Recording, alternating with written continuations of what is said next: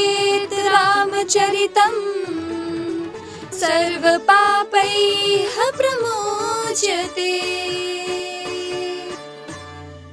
नमस्कार, जय श्री राम। मैं हूँ अश्लेषा और मैं हूँ सृष्टि। हम आपके लिए लाए हैं एक विशेष कार्यक्रम जिसमें हम बात करेंगे श्रीमद् वाल्मीकि रामायण के अनसुने प्रसंगों पर। हमारे साथ हैं श्रीमद् वाल्मीकि रामायण के विद्वान आर्य पंडित राघवेंद्र तिवारी जी। भगवान राम की कथा तो एक ही है, लेकिन भारत में कई प्रकार के रामायण देखी और सुनी जाती है। श्री राम भगवान थे या महापुरुष? क्या वास्तव में रावण के 10 सिर और 20 हाथ थे? लोगों से कैसे बात करते थे श्री राम? कौन थे राक्षस और वे कैसे दिखते थे? हम जानेंगे श्री राम के राजनीतिक विचारों के बारे में। क्या वास्तव में राम सेतु के पत्थर तैरते थे? इन सारे प्रश्नों को सुलझाने के लिए हम लेकर आ रहे हैं श्रीमद् वाल्मीकि रामायण के अनसुने रहस्य। इस विशेष कार्यक्रम को देखने के लिए जुड़े रहिए शंखनाद न्यूज के साथ।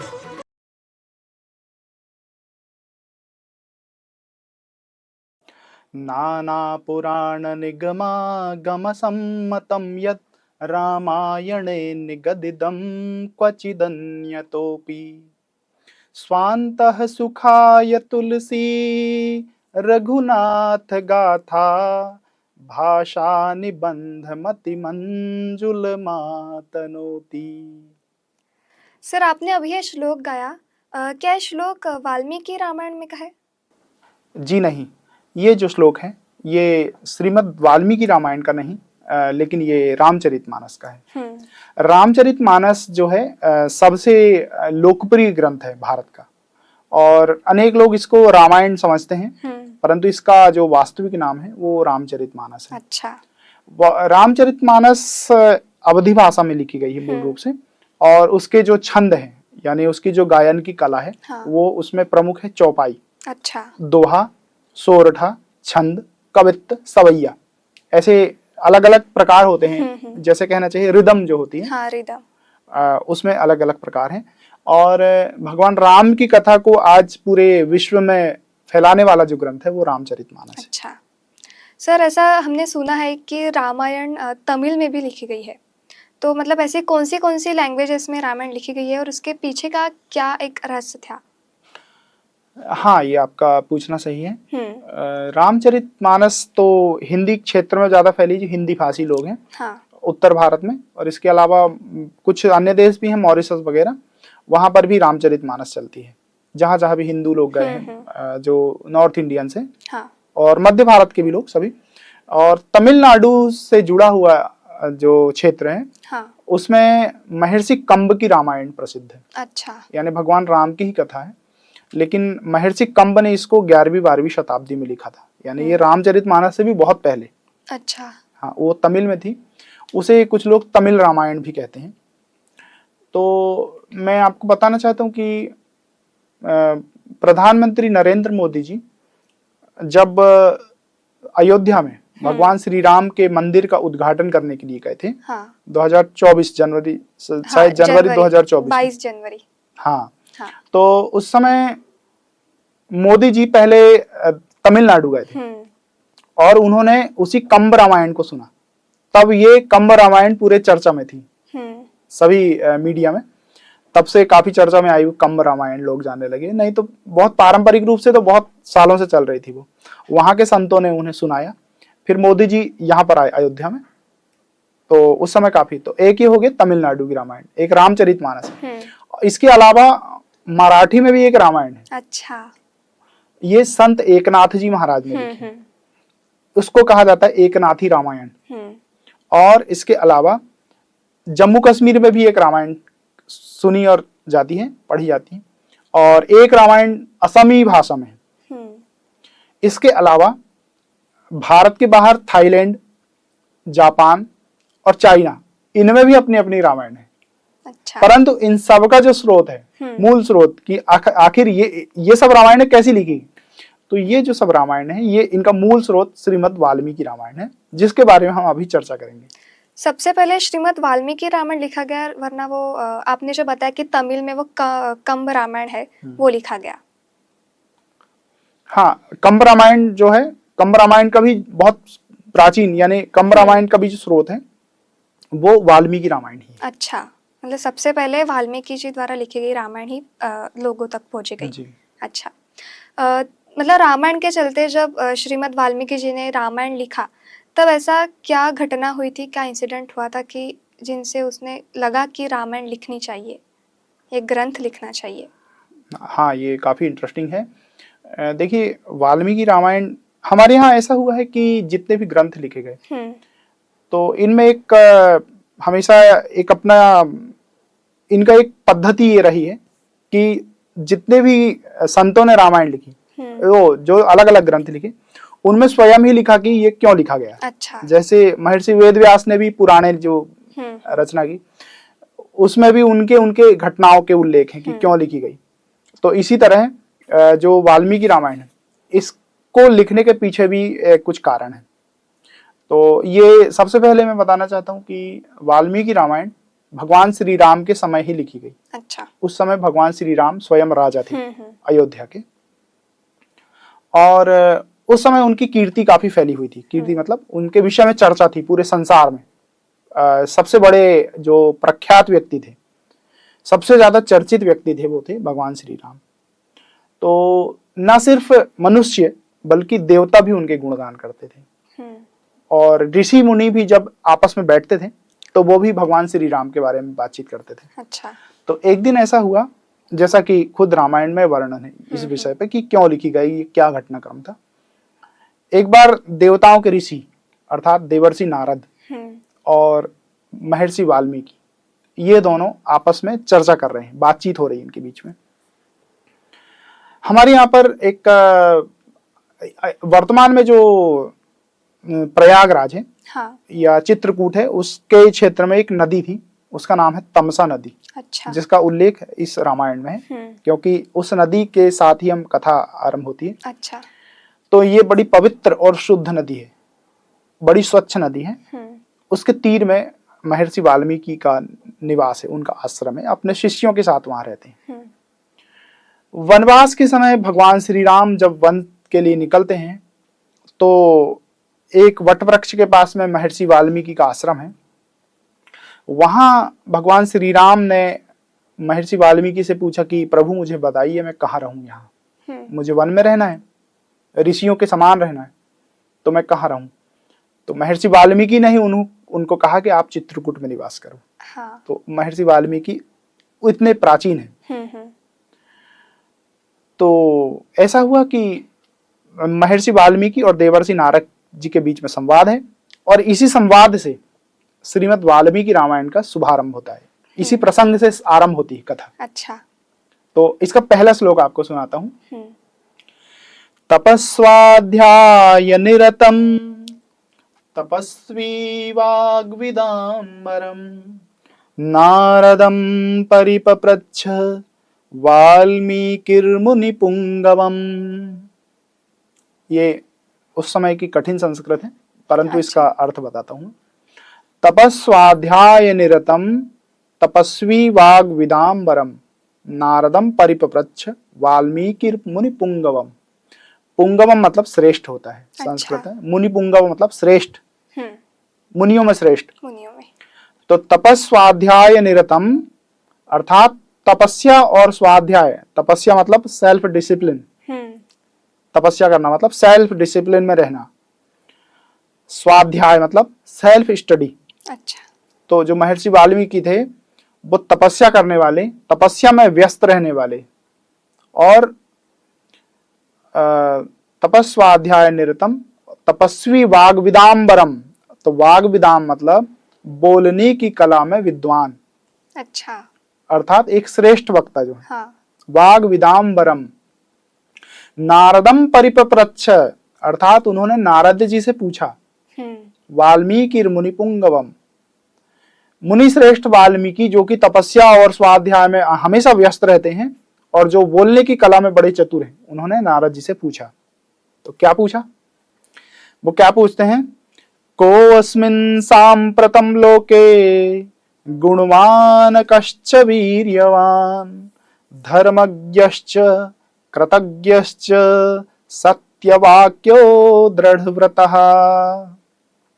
अब इसका ये ना, इसमें रामायण में 24,000 श्लोक हैं। अच्छा। लेकिन हर श्लोक का अर्थ इतना गहरा है कि उसका हम एक्सप्लेनेशन करते हैं तो बहुत लंबा समय चला जाएगा। हाँ। लेकिन वाल्मीकि रामायण कथा की एक विशेषता है कि वो किसी कथा को बहुत ज्यादा विस्तार नहीं देती। यानी जो कथा है वो सीधी सपाट है, किसी चीज के 4 अर्थ 10 अर्थ नहीं है अलग अलग। अच्छा। घुमा फिरा के बताया नहीं जाता, सीधी सीधी बात। तो महर्षि वाल्मीकि ने नारद जी से पूछा, को अस्मिन् सांप्रतम लोके, को मतलब कहा, मतलब कौन है, सांप्रतम लोके, सांप्रतम मतलब वर्तमान, अभी तक, सांप्रतम मतलब जिसको कहते हैं हम रिसेंटली, रिसेंट में, अभी अभी तक ऐसा कौन हुआ है प्रभु मुझे बताइए। गुणवान कश्च वीर्यवान, जो गुणवान है और वीर्यवान है, वीर्यवान मतलब शूरवीर है, वीरता से भरा हुआ है। गुणवान कश्च वीर्यवान धर्मज्ञश्च कृतज्ञश्च, जो धर्मज्ञ है अर्थात जो धर्म को जानता है। सो जो सिर्फ धर्म को जानता नहीं, जो धर्म का विशेषज्ञ है। धर्मज्ञश्च कृतज्ञश्च, कृतज्ञश्च मतलब होता है जिसने बहुत बड़े बड़े काम किए और जो कृतज्ञता से भरा हुआ है, अर्थात जो किसी को खाली नहीं जाने देता। हाँ। जिसने अपने ऊपर उपकारता, कहते हैं ना, कृतज्ञता व्यक्त की कि आपने हमारे लिए बहुत है। तो ऐसा कौन है जो धर्मज्ञ भी है कृतज्ञ भी है। सत्य वाक्यो दृढ़ व्रतः, अर्थात अपने वाक्य को सत्य करने में जो दृढ़ व्रत है। वाक्य को सत्य करना अर्थात कि मैंने जो बोला वो मुझे करके ही रहूंगा चाहे कुछ भी हो जाए। तो भगवान श्री राम की यह विशेषता है कि उन्होंने जो बोला, पहले ऐसा ही होता था, जो समाज की मूल्य थे, जिसको कहते हैं हम क्वालिटीज, जिसको हम कहते हैं कि जो समाज में बहुत बड़ी चीज है वो उसका गुण है। तो उस समय में ऐसा था भगवान श्री राम के समय, यानी ये धर्म की मर्यादा है कि किसी चीज को यदि हमने वादा कर दिया कि मैं ऐसा करूंगा तुम्हारे लिए, तो उसको लिख कर देने की जरूरत नहीं है, वो बोल दिया वही हाँ हो गया। जैसे अभी वो एक डायलॉग था ना, कौन सी फिल्म थी, मेरा वचन ही मेरा अनुशासन है। हाँ, तो ये वास्तव में समाज के मूल्य थे। अच्छा। वैल्यूज, जिसको क्या हम कहते हैं वैल्यूज बहुत बड़ी बात होती है। तो भगवान श्री राम का जो पहला गुण यही है सबसे पहले कि वो अपने वाक्य को दृढ़ करने में, अपने वाक्य को सत्य करने में दृढ़ व्रत है। तो इस प्रकार फिर उनके गुणों के ऊपर चर्चा की, और गुणों के बाद चर्चा होते होते उन्होंने, नारद जी ने उस चर्चा के दौरान पूरी जो रामायण, भगवान श्री राम की जन्म कैसे हुआ, फिर जन्म के बाद में बड़े हुए, फिर वो यज्ञ की रक्षा के लिए गए, फिर धनुष तोड़ा, फिर पूरा वनवास हुआ, फिर रावण को मारा, पूरी की पूरी कथा नारद जी ने उनको सुना दी। तो हम के विषय पे चर्चा कर रहे हैं कि रामायण क्यों लिखी गई, हम उसी पॉइंट पे भी आने वाले हैं कि उन्होंने पूरी कथा सुनाई। अब कथा सुना दी तो ये जो समय था ये ब्रह्म मुहूर्त का समय था, क्योंकि ऋषियों का जो मिलन हुआ, बातचीत हो रही थी, हो सकता है वो ध्यान अवस्था में हुई होगी।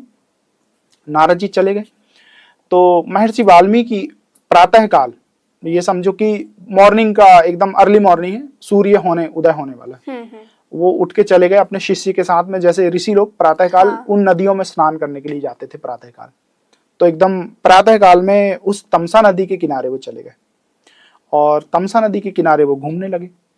घूमते हुए महर्षि ने देखा कि एक बड़ी विशाल सुंदर नदी बह रही है और उसका पानी ऐसा स्वच्छ है कि रेत नीचे दिखाई दे रही। तो अपने शिष्य से कहने लगे कि देखो, ठीक है, उनके शिष्य का नाम था भारद्वाज। अच्छा। भारद्वाज, मैं थोड़ा देख के आता हूँ, देखो कितना अच्छा मौसम है। तो वो नदी के किनारे किनारे चलने लगे। तो आसपास से आजू बाजू में जंगल है, बीच में नदी बह रही है। प्रातः काल कितना सुंदर हम कल्पना कर सकते हैं। तो घूमते हुए उन्होंने देखा कि एक सारस का पक्षी, सारस जो होता है, मैं समझता हूँ कि आम लोगों को पता होगा सारस पक्षी क्या होता है।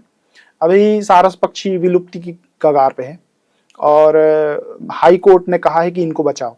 तो ये पक्षी अभी वर्तमान में महाराष्ट्र में जो विदर्भ का पूर्वी हिस्सा है, जिसमें भंडारा, गोंदिया और मध्य प्रदेश का बालाघाट जिला आता है, इन 3 जिलों के बीच में वो वैनगंगा नदी बहती है, हाँ। और वैनगंगा नदी का जो कुछ इलाका है वहाँ दलदली इलाका है, तालाब ऐसा झील भरी हुई, वहां पर कुछ संख्या में सारस है। अच्छा। बचे हुए सारस है, पूरे भारत में खत्म हो गए सारस। तो सारस के विषय में मैं आपको बताता हूँ इसीलिए क्योंकि कथा से जुड़ा हुआ, इसलिए बता रहा हूं। सारस के विषय में कहा जाता है कि सारस अनन्य प्रेम का प्रतीक है। अनन्य प्रेम मतलब जो दूसरे से प्रेम नहीं करता, एक दूसरे से मादा नर और मादा सारस प्रेम करते हैं, वो वास्तव में पति पत्नी हैं और वो जीवन भर साथ रहते हैं। अच्छा। और यदि उसमें से कोई मर गया तो वो दूसरा भी मर जाता है। अच्छा। जीवित नहीं रहता। तो पहले ऐसा होता था कि एक नुस्खा माना जाता था, एक हमारे यहाँ पे फेंग सुई करके आया था, उसमें एक नुस्खा था। कहते थे कि पति पत्नी जिस बेडरूम में सोते हैं उसके एक कोने पे सारस का जोड़े की मूर्ति वहां लाके रख दो, तो उस जोड़े के कारण ऐसा साइकोलॉजी डेवलप होती है कि पति पत्नी आपस में प्रेम करते हैं, उनके बीच में मनमुटाव नहीं आता। तो और दूसरा एक आगे की बताता हूँ क्यों क्या हुआ वहां कि सारस मादा सारस मतलब ये महर्षि वाल्मीकि देख रहे हैं। अच्छा। तो मादा सारस बीच में खड़ी है, वो पंख फैलाए हुए है, और नर सारस उसके आसपास घूम घूम के नाच रहा है। अच्छा। ये पक्षियों में रहती ना अलग अलग प्रकार की आदतें होती पक्षियों। हाँ। नर मादा को आकर्षित करते हैं या खेलते एक दूसरे के साथ। तो मादा सारस नदी के किनारे खड़ी है और नर सारस उसके आसपास नाच रहा है। अभी चेचन्या करके एक कंट्री है, रसिया के पास है। हाँ। वहां का एक नृत्य है, वो बिल्कुल सारस के डांस के ऊपर है। अच्छा। वो वैसे ही नाचते हैं बिल्कुल, ये लड़की बीच में खड़ी रहती है, लड़का आसपास नाचता है। खैर उसको छोड़ दिए, वो प्रसंग वसा है, सारस के विषय में बता रहा हूँ। तो मादा सारस बीच में खड़ी, नर सारस नाच रहा है, महर्षि उसको देख रहे हैं। महर्षि देख रहे हैं, वाह क्या सुंदर नजारा, देखो सब पशु पक्षी नाच रहे हैं। मुनि जो होते हैं, ऋषि मुनि, वो प्रकृति के बहुत संरक्षक हैं और वन को वो अपना घर समझते हैं, पूरा जो वन है जहाँ रहते हैं। हाँ। और वहाँ के जो आदिवासी जो होते हैं, ट्राइबल्स होते हैं, उनके प्रति भी बड़ी दया का भाव रखते हैं और ट्राइबल्स के साथ में उनकी बड़ी मित्रता होती है ऋषियों। तो उन्होंने देखा कि दोनों पक्षी का जोड़ा बहुत खुश है, परंतु दूर से कहीं से एक बाण आया और उस नर को चीरता हुआ बाहर निकल गया। अच्छा। तो वो जो नर सारस है वहीं पंख फड़फड़ा करके गिर गया और लहूलुहान हो गया। तो इस दृश्य को देख करके उसके साथ जो सारस मादा है वो रोने लगी। तो जो कहा जाता है कि सारस जो पक्षी की मादा होती है वो ऐसी रोती है कि जैसे कोई स्त्री विलाप कर रही है। अच्छा। रामायण में अनेक स्थानों पे कहा गया है कि जो स्त्रियां रोती हैं तो वो ऐसे रोती हैं कि जैसे क्रौंच पक्षी रो रही है, इतना करुण रस से रोती है कि किसी को उसको दृश्य को देखकर रोना आ सकता है। महर्षि वाल्मीकि ने इस दृश्य को जैसे ही देखा तो उन्हें मन के अंदर रोना आ गया। अब वो रो तो नहीं रहे हैं लेकिन वो करुण रस से भर गए। किसी भी काव्य में रस होते हैं, रस का मतलब हम आज वर्तमान में सामान्य शब्दों में समझेंगे तो इमोशंस। तो उन इमोशंस को 9 भागों में बांटा गया है। जैसे रौद्र रस यानी क्रोध की भावना, और कोई बहुत मांस फटा हुआ मांस दिख जाए, बहुत डरावना दृश्य, उसको कहते हैं वीभत्स रस। अच्छा। जहाँ दर्शक के मन में डर की भावना पैदा हो। तो उसी में से एक रस आता है, वह करुण रस यानी दुख पैदा होना, शोक पैदा होना। तो महर्षि वाल्मीकि के मन में बड़ा शोक पैदा हुआ और रूंधे हुए कंठ से उन्होंने एक शब्द, एक वाक्य बोला। तो किसे बोला? जिसने बाण मारा था। अच्छा। एक निषाद वहां खड़ा था। निषाद मतलब बहलिया होता था। पहले के जमाने में लोग ऐसे शिकार करते थे, वो कुछ लोग रहते थे उनको बहलिया कहा जाता था और संस्कृत में उसको निषाद कहा गया। तो महर्षि वाल्मीकि अपने बड़े करुण रस में कहते हैं, मां निषाद प्रतिष्ठाम। ये काफी प्रसिद्ध श्लोक है। कुछ लोगों ने कहा कि रामायण यहीं से आरंभ हुई है। हाँ। लेकिन रामायण यहाँ से नहीं, थोड़ा बाद का है ये प्रसंग। तो महर्षि वाल्मीकि ऐसे कहते हैं, यानी वो कह रहे हैं, लेकिन कह रहे हैं तो ऐसे कह रहे हैं कि जैसे गा रहे हो। हाँ। तो ऐसा कहा उन्होंने, मां निषाद प्रतिष्ठाम त्वमगम शाश्वती समाः यत्क्रौञ्च मिथुनादेकम् अवधीन काम मोहितम। ऐसा गाया उन्होंने। इसका अर्थ यह है, मां निषाद प्रतिष्ठान त्वमगम शाश्वती समा। अरे निषाद, तुझे शाश्वत काल तक भी प्रतिष्ठा प्राप्त नहीं होगी। शाश्वत मतलब जिसको कहते हैं कि अनंत काल तक प्रतिष्ठा प्राप्त नहीं होगी। यानी तू कहीं बैठ करके एकदम अमीर व्यक्ति कभी बन के बैठेगा नहीं, तू इसी तरह दर दर भटकता रहेगा, पक्षियों को मारता रहेगा। त्वमगम शाश्वती समा यत् क्रौंच मिथुनादेकम अवधीम काम मोहितम। काम मोहित मतलब प्रेम से मोहित हैं जो पक्षी, वो जो दोनों पक्षी थे वो प्रेम से मोहित थे, एक दूसरे के प्रति रोमांटिक मूड में थे। और तूने ऐसे रोमांटिक मूड में पति पत्नी है और उनमें से एक को मार दिया। तो कितना बहुत भयंकर पाप का काम है कि वास्तव में कोई लोग प्रेम कर रहे हैं, बैठे हैं आपस में, और कि कोई उनको मार दे, डिस्टर्ब कर दे, तो उनकी जो पूरी भावना है वो पूरी नष्ट हो गई जाएगी, है ना। तो महर्षि वाल्मीकि को ऐसे पक्षियों का प्रेमालाप के समय में उसको बाण मारने से बहुत भारी दुख हुआ और वो बड़े दुख में डूब गए। और उन्होंने एक तरह से शाप देते हुए से कहा कि तुझे निषाद अनंत काल तक प्रतिष्ठा प्राप्त नहीं होगी। ये मुंह से निकल गया। तो वहां उनके साथ में जो शिष्य थे देवर्ष भारद्वाज ने कहा, अरे गुरुजी आपने ये ऐसा बोला कि जैसे आपने कोई कविता गा दी हो। तो वो कहने लगे, हाँ बेटा ये तो सही बात है कि मुझे ये जो मैंने गाया हूं ऐसे कह दिया कि जैसे कोई छंद हो, कोई कविता गाया हूं। तो वो बार बार उसको दोहराने लगे और उन्होंने कहा कि देखो ये जो मैंने अभी कहा हूं इसको एक तरह से कविता माना जाए और इसे कहा जाएगा, क्योंकि ये शोक अवस्था में उत्पन्न हुई है, इसलिए इसका नाम आज से श्लोक होगा। अच्छा। श्लोक। तो वहीं से संस्कृत में श्लोक की शुरुआत हुई। मतलब इस श्लोक के वजह से वो जो आगे के जो कई निकलते गए, जो रचे गए, उसको श्लोक ऐसा माना गया। हाँ। तो वहीं से कहा जाता है कि संस्कृत में महाकाव्य की शुरुआत हुई, यानी कविता की शुरुआत हुई। और उस कविता का नाम, उस मेथड का नाम पड़ा, उस पैटर्न का नाम पड़ा श्लोक। तो इसीलिए हम संस्कृत की कविता को श्लोक कहते हैं। अच्छा। मतलब ये इंसिडेंट हुआ था कि इस वजह से श्रीमद् वाल्मीकि जी ने रामायण लिखी। हाँ, फिर आगे ऐसा हुआ नहीं, वहां भी नहीं हुआ। अच्छा। सिर्फ वो श्लोक बन गया। हाँ। यानी एक पद्धति बन गई, एक मेथड बन गया, फार्मूला। फिर वो घर आए, अपने आश्रम में आए और ध्यान मुद्रा में बैठ गए, पूजा करने लगे जो रोज करते हैं। परंतु उनके दिमाग में, उनके मस्तिष्क में वही बात फिर बार बार आ रही है कि वो सारस पक्षी खेल रहे हैं, उसने बाण मार दिया निषाद ने, पक्षी गिर गया, वो रोने लगी। तो वो ध्यान करते करते बैठे हैं और उसी समय उनके ध्यान में, महर्षि वाल्मीकि के ध्यान में ब्रह्मा जी आए। ब्रह्मा जी अवतरित हुए। तो जब इन्होंने स्वागत वगैरह किया उनका, तो ब्रह्मा जी कहने लगे, वत्स आज देखो ये जो जितने भी ऋषि हुए हैं, वरिष्ठ से वरिष्ठ ऋषि जो हुए हैं उस समय, उन सबके जो पिता हैं, पितामह यानी दादाजी, परम पिता, वो हुए हैं ब्रह्मा जी। ब्रह्मा जी को सभी ने अपने पितामह माना। जहां जहां पर भी ऋषियों ने ब्रह्मा जी को संबोधित किया तो पितामह के नाम से किया, दादाजी, क्योंकि जो सृष्टि की उत्पत्ति हुई है वो ब्रह्मा जी से हुई है। और हम तो उनके कई पीढ़ियों, एक्चुअली हम भी मूल रूप से हम देवताओं के ही वंशज हैं। अच्छा। बहुत मतलब लाखों, हम कह सकते कि लाखों और करोड़ों कई पीढ़ियों के हम वंशज हैं देवताओं के।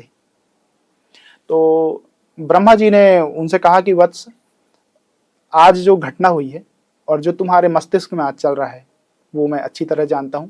आज तुमने श्लोक बनाया है, तो अब तुम ऐसा करो, जो नारद जी के मुख से तुमने कथा सुनी है भगवान श्री राम की, उनके ऊपर एक महाकाव्य का निर्माण करो, और इसी श्लोक मेथड में। अच्छा। इसी श्लोक के रूप में। तो जो महर्षि वाल्मीकि हैं उन्होंने ब्रह्मा जी की आज्ञा को शिरोधार्य किया और शिरोधार्य करके उन्होंने तैयारी आरंभ की। अब यहाँ पर मैं आपको एक बात बताता हूँ कि देवर्षि नारद जी को ब्रह्मा जी ने वरदान दिया, तो वो 2 वरदान दिए कि एक दिया कि जब तुम इसको लिखोगे तो तुम्हारे मस्तिष्क में, जब तुम इसको रचना करोगे तो तुम्हारे मस्तिष्क में इस कथा के वो प्रसंग भी दिखने लगेंगे जो किसी को नहीं पता है, जो गुप्त रहस्य हैं, जो ना जानकी को मालूम है, ना रावण को, ना भगवान श्री राम को, ना लक्ष्मण को, किसी को नहीं पता। वो रहस्य भी आपको पता चल पाएंगे अच्छा। जब आप ध्यान करोगे तो। पहला। और दूसरा भी कहा जो बहुत महत्वपूर्ण है, तो श्लोक बताता हूं। ब्रह्मा जी कहते हैं, हाँ। यावद स्थास्यन्ति गिरय सरितश्च महीतले तावत रामायण कथा लोकेषु प्रचरिष्यति। ये श्लोक का अर्थ है, यावत स्थास्यन्ति गिरय सरितश्च महीतले, महीतल यानी पृथ्वी तल में, गिरय सरितश्च अर्थात पहाड़ आदि और नदियां जब तक स्थिर हैं इस संसार में, तब तक यह रामायण कथा जन जन में प्रचारित होते रहेगी। अच्छा। तो आज भी जो रामायण कथा चल रही है वो भी ब्रह्मा जी के उस आशीर्वाद के फलस्वरूप, ब्रह्मा जी के उस कथन के कारण ही आज भी ये जो रामायण कथा ये जन जन में प्रचारित हो रही है। और आज हम भी ये जो पॉडकास्ट कर रहे हैं ये भी उसी का हिस्सा है, ब्रह्मा जी के वरदान का। हाँ। कि आज इस कलयुग में, इस वर्तमान में कितना भी आधुनिक समय है, लेकिन भगवान श्री राम की जो अनोखी कथा है वो आज भी प्रचार हो रहा है, आज भी लोग सुन रहे हैं, आज भी लोग पढ़ रहे हैं, आज भी हम जैसे लोग रिसर्च कर रहे हैं। तो ये बहुत महत्वपूर्ण बात ही आपने पूछा और मैं समझता हूँ कि जिन जिन लोगों को ये पता चलेगा वो भी इससे काफ़ी खुश होंगे। और बहुत अच्छी बात पूछी आपने। आजकल कई लोग रामायण के तरफ जाते हैं, मतलब पढ़ना चाहते हैं, सुनना चाहते हैं, लेकिन क्यों लिखा गया, उसके पीछे का क्या इतिहास है, क्या रचना है, क्या घटना है, उनको पता ही नहीं रहती है। तो इस विशेष कार्यक्रम से आपने इतनी महत्वपूर्ण जानकारी हमें दी, प्रेक्षकों को दी, इसके लिए आपका बहुत बहुत धन्यवाद। और आगे ही ऐसे नए नए एपिसोड में अनेक रहस्यमय विषयों पे हम चर्चा करेंगे। धन्यवाद सर।